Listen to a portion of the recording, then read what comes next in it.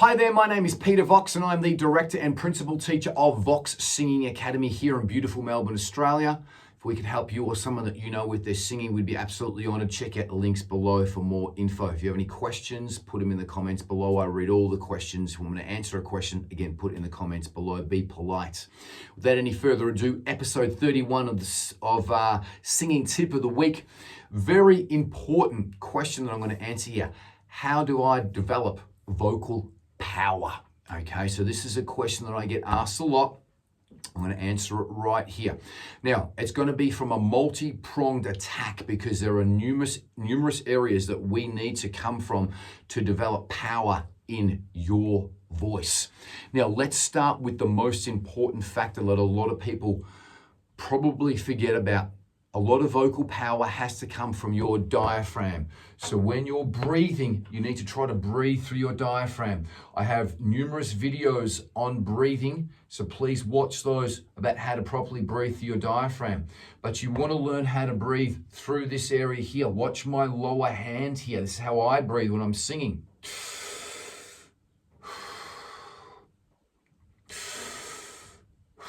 You can see it's not really from up here. This is very short. It's gone. So I'm breathing from down here. It's also a power tool. So if I load this up, I tighten this. Yeah! I can get a lot of power and strength if I tighten my diaphragm and project the note out. So that is your number one tip to becoming a more powerful singer, is learn how to breathe through your diaphragm. Load this up. Put pressure underneath the chords. And for my second point, don't expel air. Because if you expel air, you're going to sound thin and airy and you're not going to sound powerful. Okay, so very important that when you're singing and trying to sound powerful, you breathe through here. Yeah! And you tighten up and don't expel air, but the sound's got to come forward. We don't want to go, yeah! You can hear that it didn't have power. It was the same note, but it wasn't powerful because I thinned it out with expulsion of air, which runs us into our second point. With your breathing, you've got to have pressure underneath the chords, not expulsion. Now, with all of our students at Vox Singing Academy, from beginners to pros, we teach them how to properly breathe through the diaphragm. We have specific techniques that we do. We teach all of our singers how to breathe properly through the diaphragm. It's so important because this is the engine room. It's so important just for vocal health as well too. But when you're singing, try not to expel too much air. So if you're singing like this, you're not going to get any power out of your voice because you're thinning it out with too much air. So try to hold your air back. A good idea as well too, if you're expelling too much air, is sing with your hand in front of you. Feel whether you can feel a lot of air coming out. Now you're going to feel air coming out on your hand on the syllables and consonants, but on the vowel, you shouldn't be feeling any air coming out, okay, at all. Another one that I used to do as well too is I used to hold a candle in front of me. So if the candle would wane or even worse, go out, you know you're expelling too much air. So there's some techniques right there, the two most important ones that I've just told you regarding developing more power. Now, they're hacks, okay? They're techniques to make you sing with more power.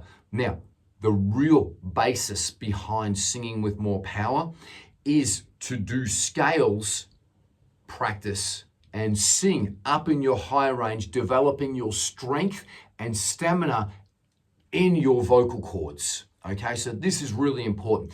You just can't come out and sing with power and strength straight away, and particularly for a length of time, for 10 or 15 minutes. You might have a powerful, strong voice, but whether you can sustain that for 10, 15, 20 minutes, or even more so, an hour or two if you're performing, is a different kettle of fish, and that's where stamina comes in and practicing your scales. So I highly recommend that you practice your scales. We have numerous scales that we give all of our students at Vox Singing Academy, but scales that are going to work your strength and power, particularly up in your higher range. And the more you do, the more that your voice is going to become stronger and develop stamina. So I highly recommend doing that. Now, please don't come in and just start doing an hour's worth of scales if you haven't done scales before. Build your workout up incrementally. So the first week, for instance, just start doing 10 minutes of scales a day. The second week, do 15 minutes a day. Third, 20. Fourth, 25. Fifth, half an hour. Really importantly, when you're practicing your scales, when you finish practicing your scales, try to take that technique that you're doing in your scales and try to put it into songs. So sing some songs that are powerful for your voice, where you're going to utilize and use that and try to put it into practice. Because it's great to do scales and build up your strength, stamina, and technique, but you've got to put it into practice in songs. And all of our students at Vox, they always have to do their scales, then immediately they've got to be singing songs, because they need to incorporate what they're learning in their scales directly into their songs. It's so important that you do this. Hope this has helped you out. I'm sure that it has. Please apply these techniques. If you need any more help with your voice, please check out the links below for more info. We'd be honored to help you or someone that you know with their singing. That's what we are passionate about here at Vox Singing Academy.